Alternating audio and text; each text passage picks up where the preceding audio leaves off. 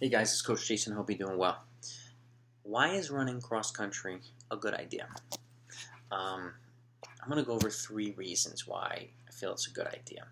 And this is whether you're, a high school athlete or college athlete, or somebody who runs for a club, post-college runner, and so on, who's training for the marathon or whatever.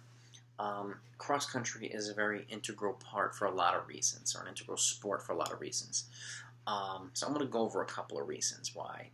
And as my experience as a 20-plus year competitor and coach in the sport at the high school, college, and post-collegiate level for both, cross-country was probably one of the most important, looking back, foundations that we were able to build. Plus, it's a great team sport as well.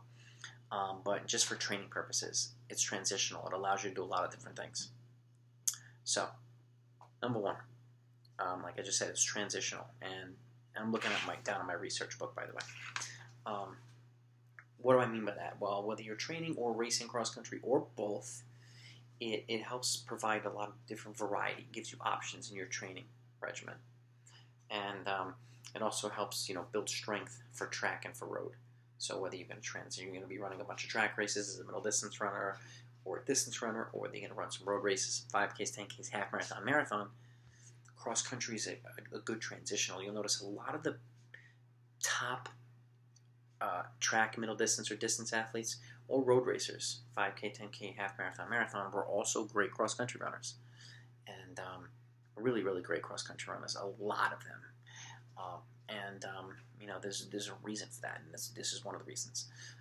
Again, that transitional component gives you a lot of variety. But the other reason, which is number 2 now, it helps gives you options. Now, what do I mean by that? Well, one of the main ones is training on softer surfaces. Okay, getting off the roads or on some of those off the track where some of the turns can be tight, specifically on an indoor track.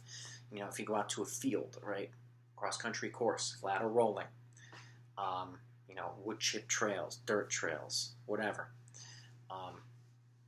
It gives you an opportunity to train on softer surfaces, which lowers the burden on your legs.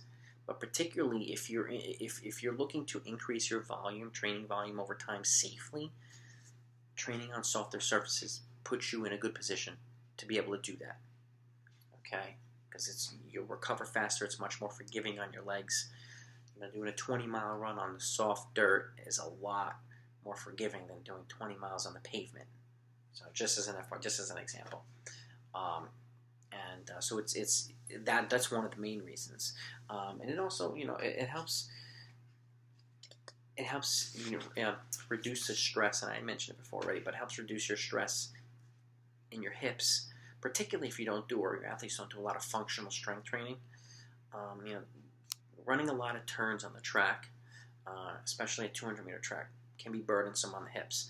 Even if you do things in reverse direction, this and that reverse, that's fine and all, but the turns are still tight whether you go. Doesn't matter which direction you go.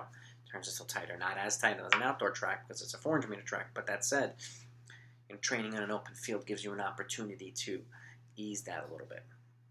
Plus, it also gives you an opportunity to get to know running rhythm a little bit.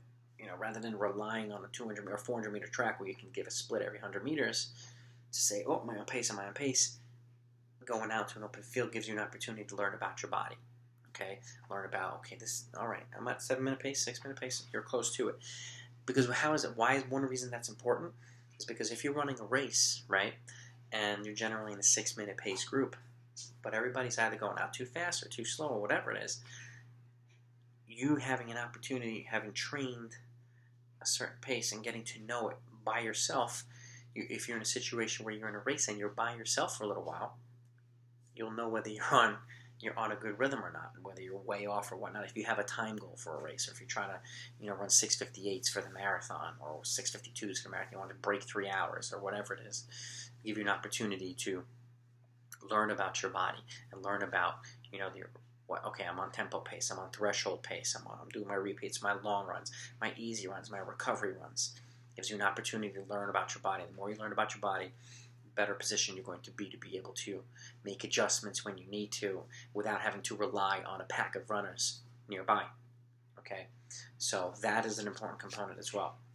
And the third one, it helps break up monotony, and training only on the track or only on the roads. Okay, and it's an opportunity to test your fitness also when you're not in racing season. Like I said before, if you wanted to add volume, this is a safer way to do it. Training on softer surfaces, and it gives you an opportunity to go out and run a hard 5 miles if you want, and you can come back and recover in a few days. And you can come back and run hard 3 days later. And not have any, and feel a little bit better about it. So that's an important component too. And plus, it also gives you an opportunity to kind of strengthen your feet and ankles by running on somewhat uneven surfaces too. And that's important as well. If you don't have a flexibility or strength routine for your foot and ankles, I highly encourage you to look into one. I'm going to put some stuff in the description down below. Tips on improving your cross-country running, very important tips, and I go into detail on that particular one. In terms of strengthening and getting used to training at different surfaces, and again, you can simulate a lot of things training cross-country too. If you're going to run a half marathon and it's rolling, you can go to a park with a rolling cross-country course that allows you to simulate it as much as possible and not have to beat yourself up. You can do a longer run or a longer workout on a softer surface.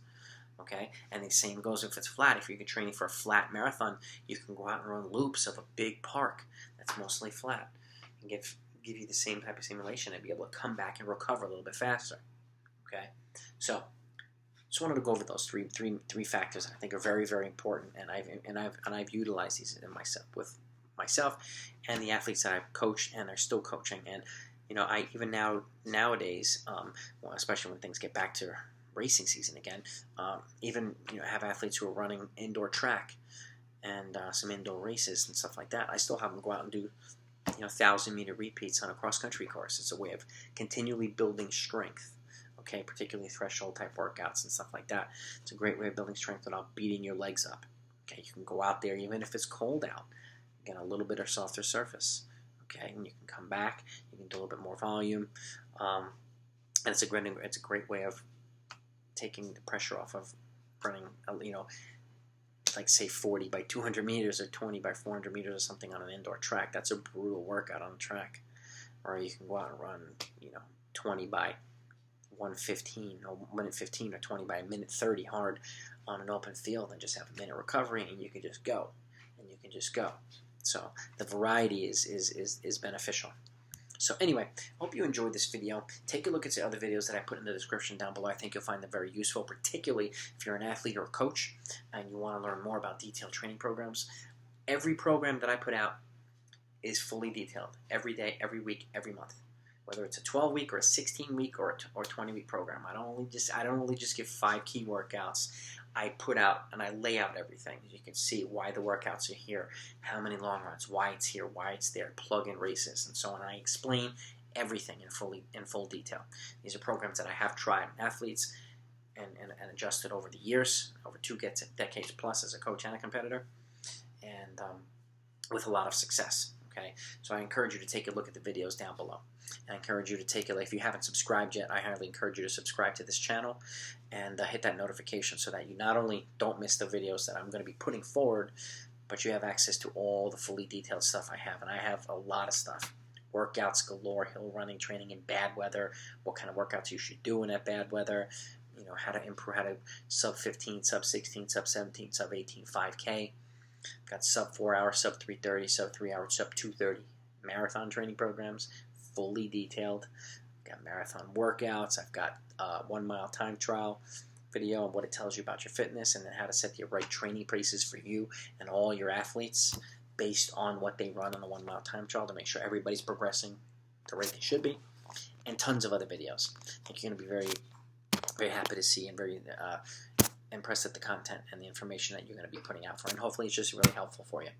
And if there's anything you haven't seen that you want me to put out, just let me know in the comments down below. But I appreciate your support, and I appreciate you if you hit that subscribe button either way. I want to continue growing this channel to be one of the best running channels out there.